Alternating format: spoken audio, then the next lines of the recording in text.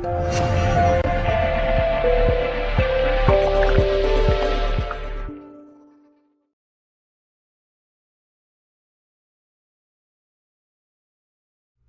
up, guys? James Brandon here. Last night I got an email from one of my very good workshop students, Karen, down in Australia.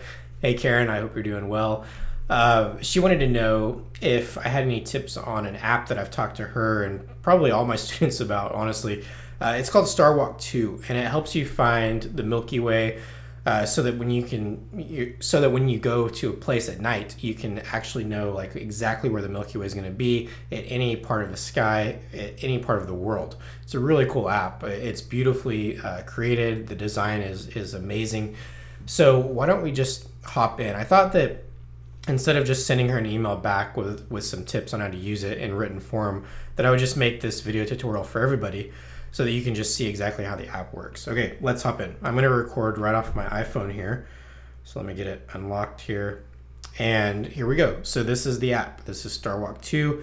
It's available for iPhone, iPad, Android devices, all that stuff. So just look for it in the App Store.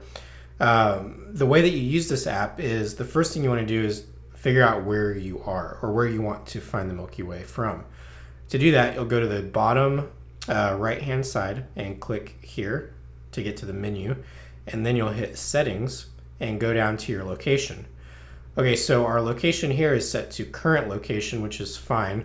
We'll just use that because that's North Texas.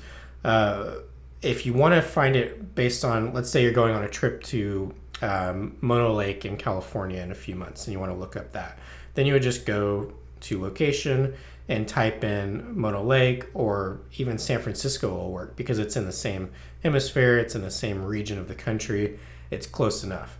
So that's how you would do that. Okay, and once you have your location set, then you'll go to the top right hand corner and click the clock icon. And from there, if you have an upcoming trip, you would just change the day to whenever you're creating the video, or to whenever you're going on your trip and whenever you're taking your pictures, rather. And the next thing you want to do is go over to the clock. So I like to change the hours rather than the minutes because the minutes just goes too slow. With hours, you'll just click that and then go to your little scroll bar here on the right hand side and just drag up. And that'll get us through the day all the way into the night. And then we can go, let's go to like midnight, and already you can see the Milky Way rising up. Okay, we'll stop it right there. So at 12:30 in North Texas tonight, if you can get away from the city lights, you'll be able to look directly to the south and see the Milky Way rising up out of the sky and arching all the way across the sky to the north. So that's probably like, 10 degrees north, and that's pretty much 180 degrees south. So if you can get a composition looking east, then you could do a big panoramic shot and get the entire Milky Way arch going across the sky.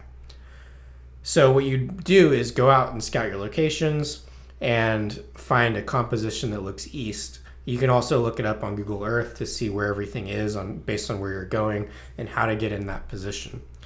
So if you go further into the day, though, you can see how this will change. So let me get a good view of the Milky Way here, looking south. And then we'll go up further into the night. So we'll go, let's say like 3 or 4 a.m. So right there, 3:30. At 3:30, the arch is gone. The Milky Way is now going all the way across the sky. So it's not going from south and then arching over to the east to the north. It's pretty much going directly up from the south. So here you would find a composition that looks south, and it will be in the exact spot. This thing has never let me down. I've never gotten to a location and the Milky Way is not where I thought it was going to be.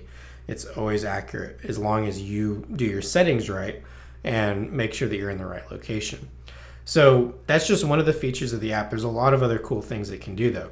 So one thing you can do is if you're actually scouting, let's say you're at in Death Valley on the dunes and you're trying to figure out, where the Milky Way is going to be based on the dune that you're at, and you want to come back to that exact spot. So what you would do from there is you can hit the compass on the top left-hand corner, and that'll snap to your location.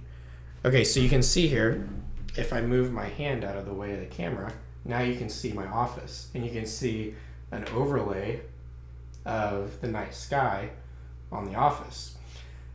And what that lets you do is, so if you were at the dunes, you could just point this, to the west and say, okay, at this time of night, am I going to be able to see anything? And the answer would be no, not to the west. You'd need to go to the south, and that's where you would see the Milky Way rising up.